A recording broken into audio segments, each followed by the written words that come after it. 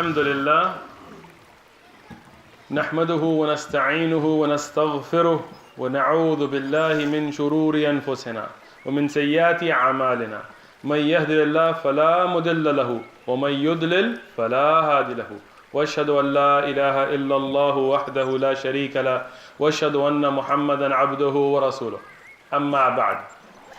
So we begin, alhamdulillah, in our series learning about and discussing and benefiting from the Asma al-Husna, the beautiful names and the perfect attributes of Allah that we know of from the Qur'an and the authentic Sahih Ahadith. And we say this because many people have misconceptions about a lot of these names. And many of the non-Muslims out there, they have some misconceptions about Allah subhanahu wa ta'ala. When I was in middle school, elementary, there used to be a little book they used to have in the school. It said, Allah, the Muslim God. As if we have something that's separate from everybody. But in reality, our Rabb, our Lord, Allah subhanahu wa ta'ala, He is the same Allah, the same Lord that inspired Abraham, Ibrahim, or Moses, Musa, and others. So He is not just known by one name that we have kind of copyrighted for ourselves. Rather, Allah subhanahu wa ta'ala has introduced Himself in the Qur'an and upon the tongue of His messenger, Lisan al-Mustafa sallallahu alayhi wasallam, peace and blessings be upon him, through many different names. And we've discussed up to now 87 of them. Today we'll start the 88th.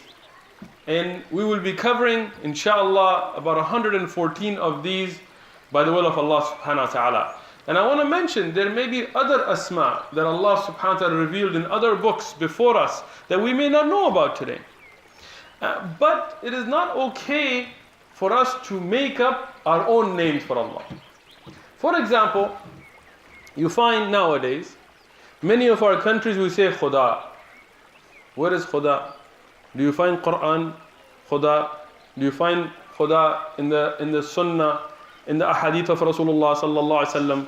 Why make up a name when Allah subhanahu wa ta'ala has given us over 100 names to call Him by? We don't say Allah, we don't say Ar-Rahman Ar-Rahim, Malik Al-Quddus Al-Jabbar. We don't use those, we make up a name that you can use for other than Allah. Like the word Khuda, it's been there before. And that's why many of the ulama, they have written that to make up names for Allah subhanahu wa ta'ala is not permissible. Like we see the name God. Did Allah subhanahu wa ta'ala give Himself the name God in the Bible or in the Torah? No, it's a made up name. And when you use the word God, one of the problems with that is you give gender. How? If you look at the word God, is it male or female? Male. If there's a female, what do you call her? A goddess. You can have godlings. And this is against the Aqidah of Islam. The word Allah, is it male or female? None. There is no gender there, because this is Allah subhanahu wa ta'ala, the one who created all of mankind and all of men and women and jinn and everything. So we call Him by the name that He chose for Himself, and they are the best and most perfect. From those names, the 88th in the series, in the way that we are studying, is Al-Badi'. Al-Badi' can be translated as the originator, the inventor, or the incomparable, the one that has no comparison. Why? Because the root word bada'a, it has many meanings in the Arabic language. One of them, to introduce something new, because it's a fi'l, it's an action, to introduce something new, or to originate, or to cause something to exist, or to bring into being. But another meaning that is from the Arabic language itself is something that has no comparison. Subhanallah. And this is why Al-Badi' has the meaning of the one who originates something, but it also has the meaning of the one that there is no one that can be compared with Him. Subhanahu wa ta'ala. From the root word of bada'a, you have mubtadi', you have badi'. All of these come with the same root word. And you have bid'ah, as we talk about in Sharia, bid'ah. comes from the same root word, and we'll discuss that inshallah. But what does it mean that Allah subhanahu wa ta'ala is Badi'? Like if you're going to make dua, and as we know that you should use these beautiful names in your dua. So when you make dua and you say, Ya Badi', what are you calling towards? This is why we look at the works of the earlier ulama, Al-Khattabi, the great scholar of Islam, فقال هو الذي خلق الخلق يعني بديع السماوات والأرض يعني خالقهم. Al-Khattabi says Al-Badi' means that he is the creator that created all of the creation. That before it, there was nothing like it, then he created it. Subhanahu wa ta'ala. Al-Halimi, he says, هو يحدث ما لم يكن مثله قط. That Al-Badi' means the one who brought or who brings that which there was nothing like it before ever. And that's why one of the concepts of Al-Badi' that we look at is the fact that the makhluk doesn't really create anything. Subhanallah. You know, today somebody will make a robot. You know, like a robot, those little battle bots, they fight each other. And they'll say, I created this robot. Right? But really think about it. Did you? Where did you get the iron? From Allah. Where did you get the electronics? Where did you get electricity? Did you create electricity? No, we can harness electricity, but we don't really create it. Energy, as scientists have told us, energy, there is no new energy. It's just recycled. And that's why, in reality, everything is from Allah subhanahu wa ta'ala. We reshape things, we repackage things, we mold things, but in reality, we don't create anything. Even when you take DNA and you duplicate it, you're taking something that's already there and then you're trying to make a copy of it. But we as makhluk cannot bring from nothing. We always take something and change it. So Allah subhanahu wa ta'ala is the only true Al-Badi'. The only one that brought into existence from nothing. And that's the greatness of Allah subhanahu wa ta'ala. He didn't rearrange things. He brought this entire makhluk, creation, skies and heavens and universes and stars and moons and suns and galaxies and all of that from nothing. By His will subhanahu wa ta'ala. And this is why He is Badi'. Al-Badi', as far as the name of Allah subhanahu wa ta'ala, is in the Qur'an twice. And in the same way, Badi' al-Samawati wal-Ard. In Surah Al-Baqarah and Surah Al-An'am, both of them in the 117th ayah of Al-Baqarah and the 101st ayah of Al-An'am, in the same way, Badi' al-Samawati wal-Ard.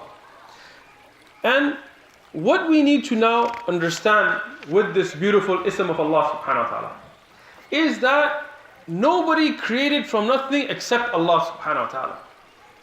You know, and that's a very important concept, because when you look at giving da'wah, one of the important things in da'wah is to ask the question that if somebody's a scientist, somebody's a philosopher, ask them, where did everything come from? And that question never gets answered. There's always theories and like a circle that people go in, and first there was nothing, and then there was an electric storm that came and it split us up. Where did that come from? They don't know. You know, there was the Big Bang, but where did the Big Bang come from? Who made the Bang? They don't know. And sometimes they'll tell you it came from nothing. Like there was nothing and it just became. Then I would ask a question. And I've asked this before, I'm going to ask it again. All of you brothers and sisters here, you are intelligent, logical people, inshallah. Yes? Inshallah. Tayyib. So let me ask you something. And Miksha, since you're our guest, I'm going to ask you. You see this building, right? Walls, fans, signs, books, roof, lights, camera, clock, chair, table, all of this. Outside, inside, carpet, designs. If I told you, honestly, that nobody made this building, Just by itself, it came to be. Over billions of years, this carpet made the designs by itself. And over billions and trillions of years, this wall made itself and made that glass the way it is. And by itself, cells, they evolved into that fan. And by itself, it got electricity. We didn't have any electricians or anything. We didn't have any engineers. We didn't have any construction workers. Nobody made that sign say exit. By itself, it formed into that perfect letter of EXIT. And those books, they evolved by themselves from sand. And from itself, all these doors and locks, everything, no human intervention, no intelligent design, it came by itself. Would you believe me? Honestly. Huh? Pretty skeptic. If you would believe me, I've got some bridges I want to tell you. Nobody's going to believe that. Why? Because it's illogical. In the perfection of having a sign with perfect wording, in the perfection of electricity coming and powering something, in the perfection of how bookshelves and tables and everything works together, in the perfection of repeated design on the carpet, you know and I know that somebody made this. So the next question I will ask, who is the one that designed the universe? And is the universe less complicated or more complicated than this building? Is the human body, with the liver, how it functions, and the kidney, and the heart, and lungs, and eyes, and ears, and each blood cell, and the heart, how it pumps, without you even knowing, and lungs that help you breathe without you even thinking, and kidneys and livers that clean out your body, and intestines, and every single piece of perfection that is a human. You know how many cells you have? 100 trillion, not million, not billion, trillion cells in your body. Who made those? Who told that cell to become skin? And who told that cell to become a tooth? The same cells. To become hard tissue. That is why there is Al-Badi', the one who invented, created all that is in the samawat, in the skies and universes, and the earth. And this is our Rabb subhanahu wa ta'ala. Since we're on this subject, and we have the root word of bid'ah, I will also go over quickly the concept of bid'ah in Islam. One of the people of ignorance, he was trying to debate with me once, and he told me, he says, what's wrong with bid'ah? Like inventing new ways in the religion. So Rasulullah sallallahu alaihi wasallam forbid us. He said, look, Allah is al-Badi'. So what's wrong with inventing new things? Subhanallah, now you want to take the sifat of al-Khaliq and give it to yourself?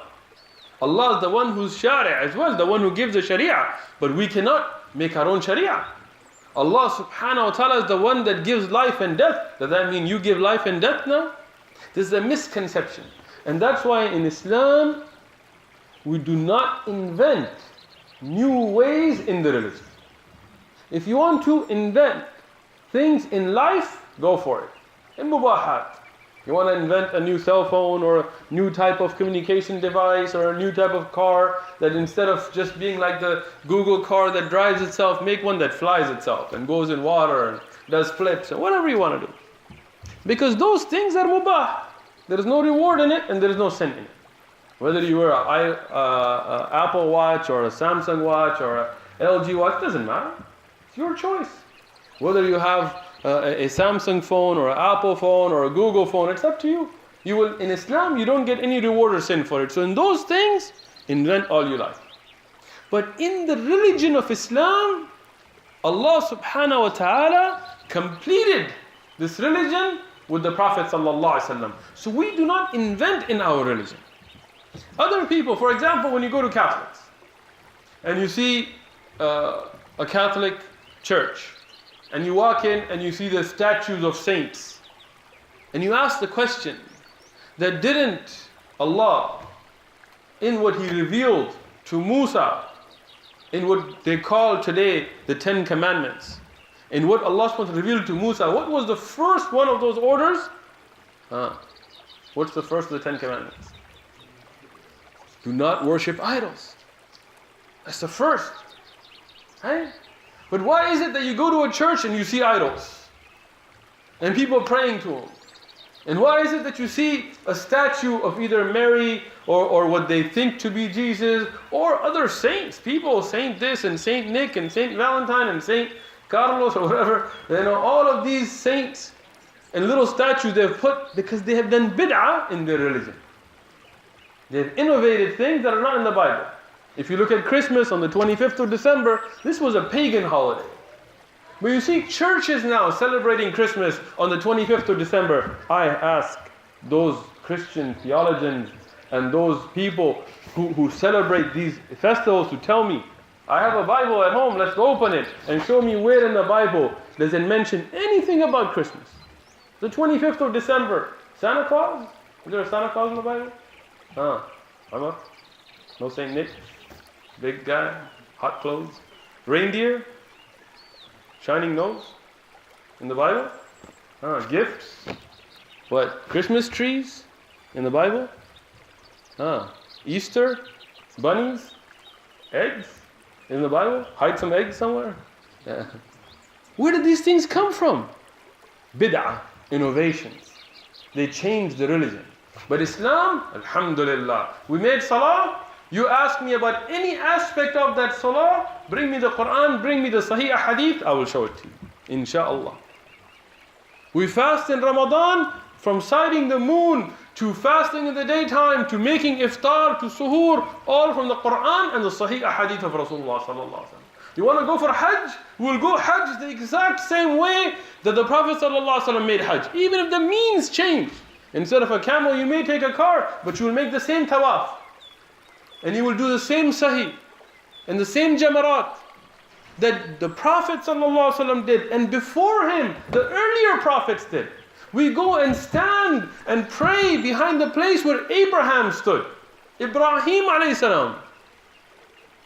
This is one way from all the Anbiya, all the prophets. And that's the beauty of Islam, that is preserved in its original sense. And that's why when somebody makes a bid'ah, whether it's Mawlid al-Nabi, we ask you, did Allah subhanahu wa ta'ala tell you Eidul Milad al-Nabi in the Qur'an? Did the Prophet sallallahu alaihi wasallam tell his ashab that this is the day I was born, make a Eid for me? 63 years of the life of the Prophet sallallahu alaihi wasallam, 63 opportunities. Did once the Prophet sallallahu alaihi wasallam celebrate the Mawlid? What about Abu Bakr and Umar and Uthman and Ali and Hassan and Hussein radiyallahu anhum? Any of them do it? You want to fast on Monday? Fast on Monday. You want to fast on Thursday? Fast on Thursday. Yes, there is dalil for that. You want to throw parties and beat drums and sing songs and dance? SubhanAllah. Who told you to make up this bid'ah? This is forbidden in Islam. May Allah subhanahu wa ta'ala protect us. The next thing, from the beautiful names of Allah subhanahu wa ta'ala, Al-Warith. And this is the 89th in the series that we're studying. Al-Warith min waratha. Waratha, the root word in Arabic, to inherit something or to own something after somebody, or to be the final one who gets something. And that's a linguistic meaning I'm giving first. فقال العرب ورثت شيئا, يعني something was left behind for me. فقال أيضا أرثت, يعني مرة في اللغة العربية الألف بالمكان الواو لأنهم الحروف, these are, I'm giving some rulings in Arabic, I'll translate as well. So waratha also sometimes has come as aritha, because the alif replaces waw sometimes. These are the weak letters in the Arabic language. فقال ورثا أو إرثا أيضا بالمفعول مطلق. فقال الزجاج الوارث كل باكٍ بعد ذهب فهو وارث. The one who gets something or has something stay after others have left it, he is a warith. This is a zajjaj. Az-zajjaji. I mentioned a zajjaj and zajjaji, and somebody thought I was making a mistake. No, these are two different ulama. Az-zajjaj was a teacher, and his student became famous by the teacher's name as Az-zajjaji, because he was his close student. Az-zajjaji, he said, al-warith ism fa'il min al-waratha. So he says this is the ism fa'il from waratha. But what does it mean to inherit when it has to do with Allah subhanahu wa ta'ala. Then we go back to the Qur'an and we find this in the Qur'an 3 times. And Ibn Jarir al-Tabari, when he discusses this, he says, فَقَالَ سُبْحَانَهُ وَتَعَالَى وَنَحْنُ وَارِثُونَ. So what does it mean? Ibn Jarir al-Tabari, he says, when Allah subhanahu wa ta'ala says, and we are the ones who it will be left to, it means that the earth and its treasures and everything that's in it and everything in the skies and everything there that is let to be used by the humans in the end, it will be left to Allah subhanahu wa ta'ala again. And that's very beautiful, because today we've become very materialistic.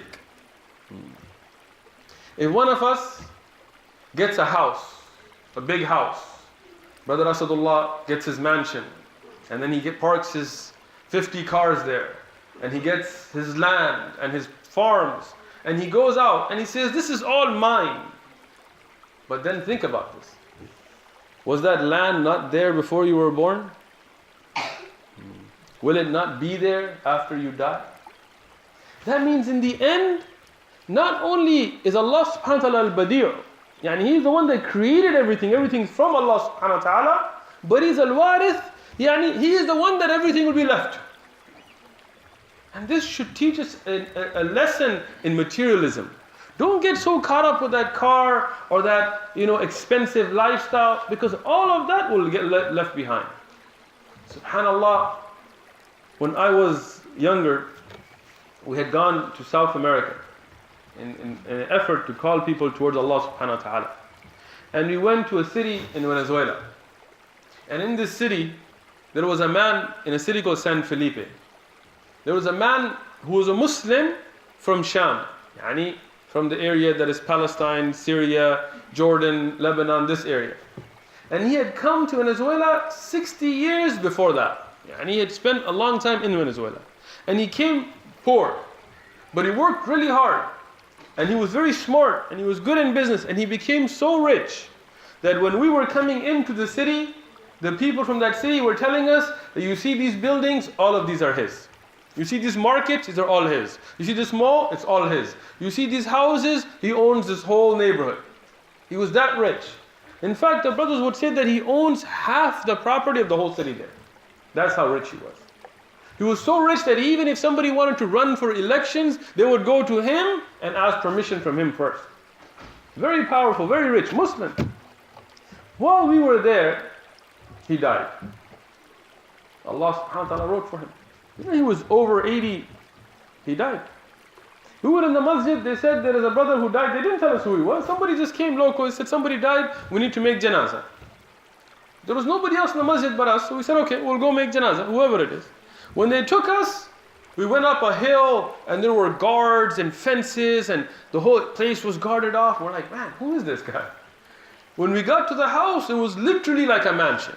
Like not even exaggerating, like a mansion, big gates and stories and high and walls and waterfalls and all kinds of beautiful things. And subhanallah, when we got to make janazah on him himself, there was all kinds of people there, black suits, wearing black. I don't know where this wearing black on funerals came from, but when we got to his body, he had a cross on him.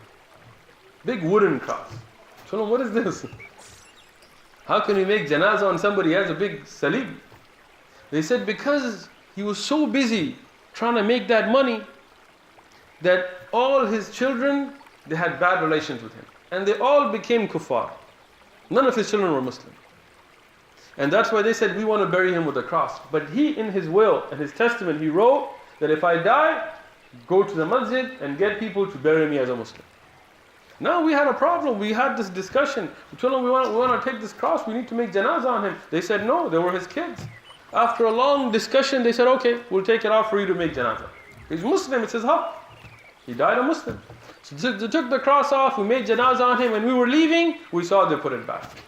Now, all those buildings, are they still there? They're still there. All that land, all that wealth, all those houses, gone.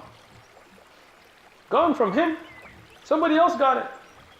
So all that he spent his life working on, what's the point?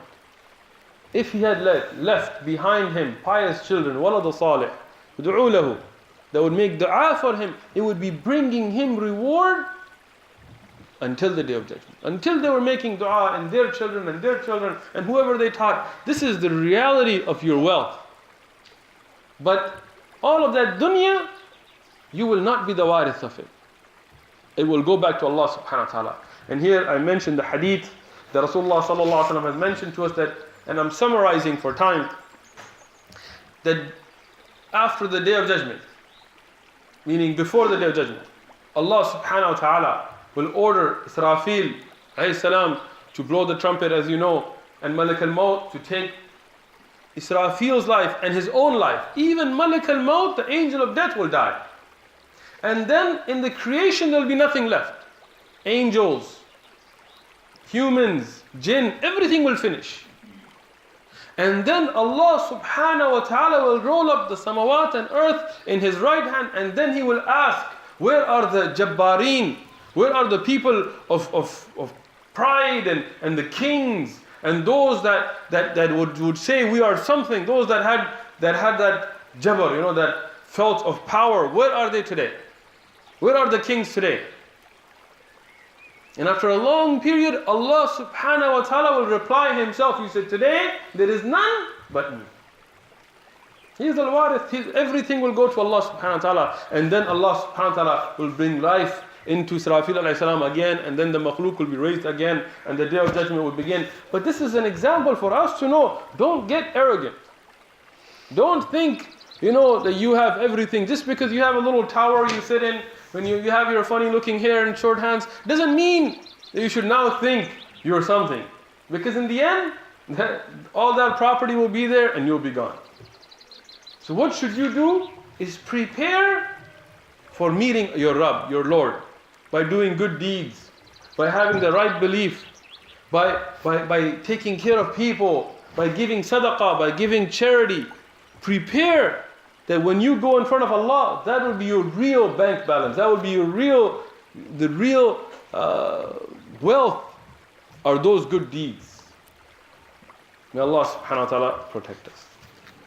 The last thing I will say about al-warith before we move forward is when somebody dies or some hardship comes to us, what is the dua that the Prophet ﷺ taught us? What do you say? Inna lillahi wa inna ilayhi raji'un. What does that mean? Inna by itself without the alif would have been emphasis, but inna with the alif is, yani verily we are from Allah. From Allah. Allah subhanahu wa ta'ala created us. Lillahi. Yani lillahi ma fi samawati wal ard. Yani it is all for Allah. We are for Allah. This is where we came from. By the order of Allah. And wa inna. And with emphasis, verily, ilayhi, towards Him, towards Allah, raji'un, we will be returning. So always remember that Allah subhanahu wa ta'ala created us, and we will be going back to Allah subhanahu wa ta'ala. We're not going to go anywhere else. So always remember that throughout our life and through any hardships that we may go through.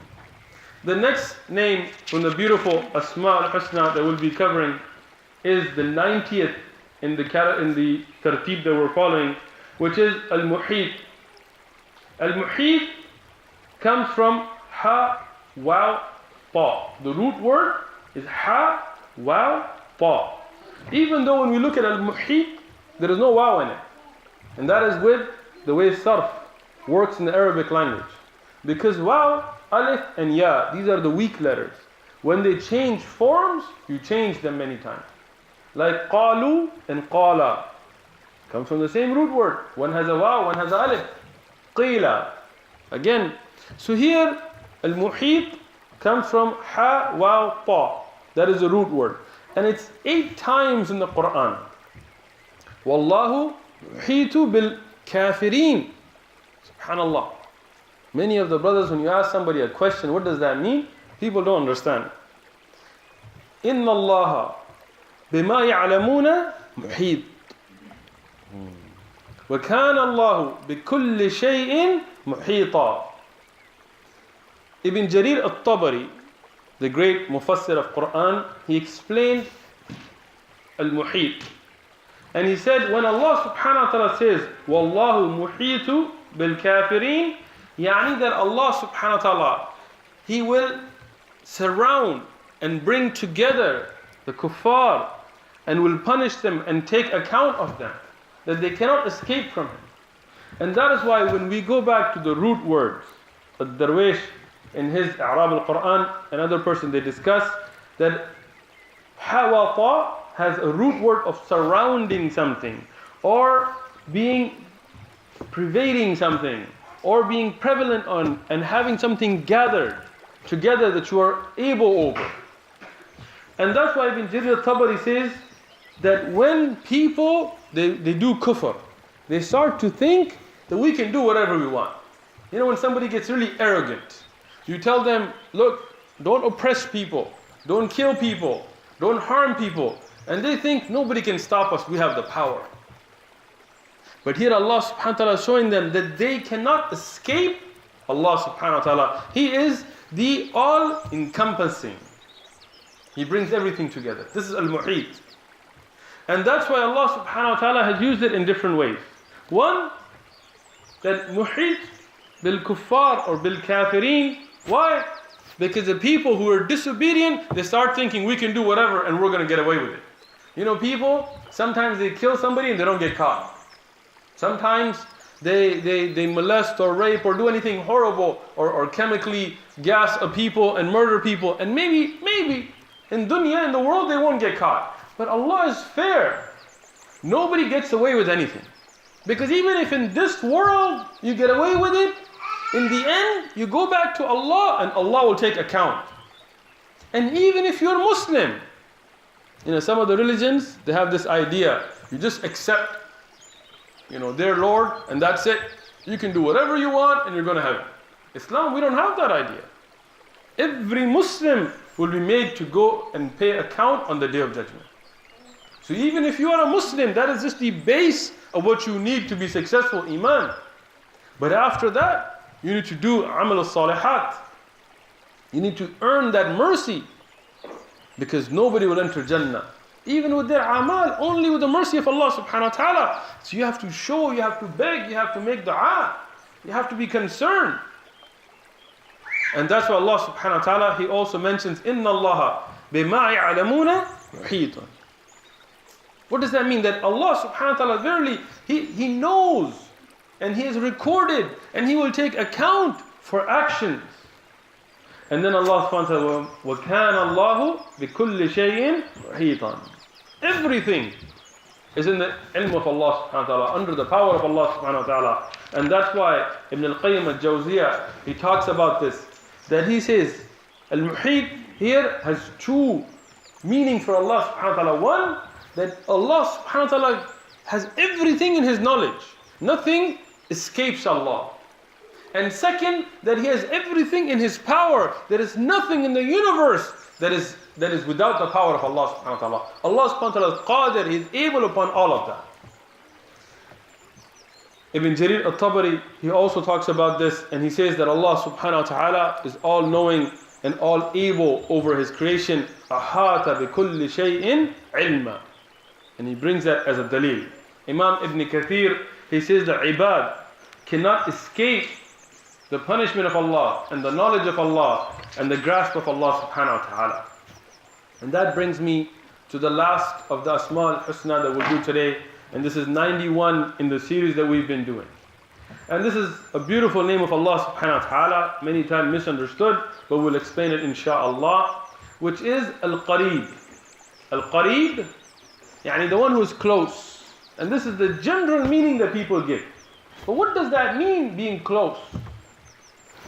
Qurb, yani the root that we look at, it's the opposite of being ba'id, of being far. But as the Arabic language has it, there are meanings, as mentioned in Lisan al-Arab, of being close.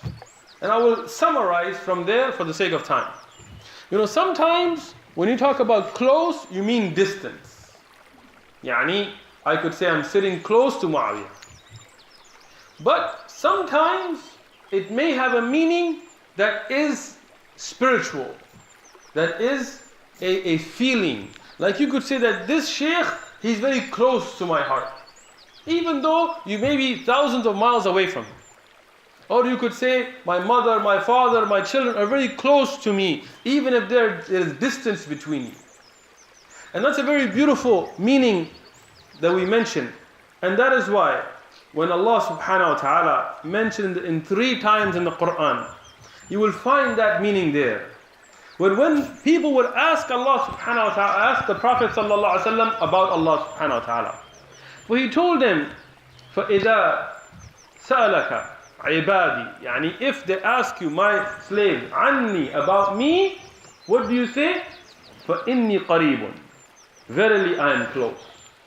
فقال سبحانه وتعالى أيضا في القرآن إن ربي قريب مجيب. Subhanallah, verily my Lord is qareeb and mujib. What is mujib? The one who answers. And qareeb, the one who's close. In the tafsir of this, Imam Ibn Jarir al-Tabari, he says, why did Allah subhanahu wa ta'ala connect those 2 names? Because when you make dua, remember that Allah is close and He listens. Yani close with His sight and His hearing and His ilm. Which doesn't mean what some of the people have misunderstood, that qareeb means that Allah subhanahu wa ta'ala is inside His makhluk. Like some people, they get a cow and they say that this cow is our Lord. And you tell them this is a cow. Somebody could eat it like a burger. And they're like, no, what we mean is God is in the cow and God is in the wall and God is in this. No. This is against Islamic Aqidah. Allah is Ta'ala. He's far above His creation. But He does as He wishes. As His descending, as His being on the arsh, as He described. But qareeb and mujib, as Ibn Jarir al-Tabari says, this means that He is close to His ibad, to His slaves. When they make dua, He's not far. It's not that He doesn't hear. He hears their dua and He responds to it. Their supplication, He hears it. So when you are in a hardship, make dua. Ask Allah. And if you don't see a result right away, don't think that Allah didn't hear your dua. But know for sure that Allah heard it. And He will give you what's best for you. And we see again in the Quran, إِنَّهُ سَمِيعٌ قَرِيبٌ. سَمِيعٌ قَرِيبٌ. 2 beautiful asma put together again. Why? What is Sami'? The one that hears everything. And it's put together with qareeb. Again, that Allah subhanahu wa ta'ala is not ghafil of His makhluk. Al-Khattabi, he explained al-qareeb, saying He is near to His makhluk with His ilm, with His knowledge, with His seeing them, with His understanding them, and with His hearing them. And Ibn Jarir al-Tabari, he gave the same tafsir in his tafsir of the Qur'an as well. And this tells us a very important lesson. That when you are going through a hardship, or something is bothering you, or you are in some need, don't despair in your supplicating of Allah subhanahu wa ta'ala, your dua. Always turn to Allah. He is the closest to you. In responding to you, in listening to you, in knowing you, He is the closest to us. So we should always strive hard in dua and never become lazy. Never think, oh, there's no God, or God doesn't hear me, or God, as all these weird things that people say nowadays. Know that Allah subhanahu wa ta'ala is there, and He hears you, and He is close to you, and He responds to you. If your dua is not being answered, either check whether your asbab of dua being accepted are there or not. Is your rizq halal? Is your tawakkul there? Is your heart in the right state? If not, then there is a problem. As the Prophet ﷺ told us about the one who's all dusty, and many of the ulama said this means he's on the way to Hajj. And he's saying, Ya Rabbi, he's making dua, raising his hands, begging. But his eating is from haram, from forbidden things. His rizq is haram. His sustenance is haram. Everything is haram. How will his dua be accepted? To the meaning of the hadith. So this tells you. Secondly, many times you may make dua and it's not good for you. Somebody says, oh Allah, give me $1 million. But if you got $1 million, maybe you would go astray. Maybe you would become prideful. Maybe you become mutakabbir. Maybe it would harm you. So Allah subhanahu wa ta'ala keeps that away from you to benefit you. Maybe you're not ready for it then, but when your iman is ready, Allah will give it to you. Somebody makes dua, oh Allah, get me married. But maybe they're not ready to be married at the time. So Allah gives it to them when it's best for them. So always strive hard in supplicating and turning to your Lord, to your Rabb subhanahu wa ta'ala in the nights when you're alone, in that conversation. You don't need to go to a man and confess or do all these things. You have that direct relationship with Allah. Turn to Allah. He is Qareeb and Mujib. Alhamdulillah Rabbil Alameen. Jazakumullahu khairan. We'll stop here for today. Continuing inshaAllah with the 92nd. And we are at the end of the Asma'ul Husna. So we encourage everybody to be consistent in the duroos.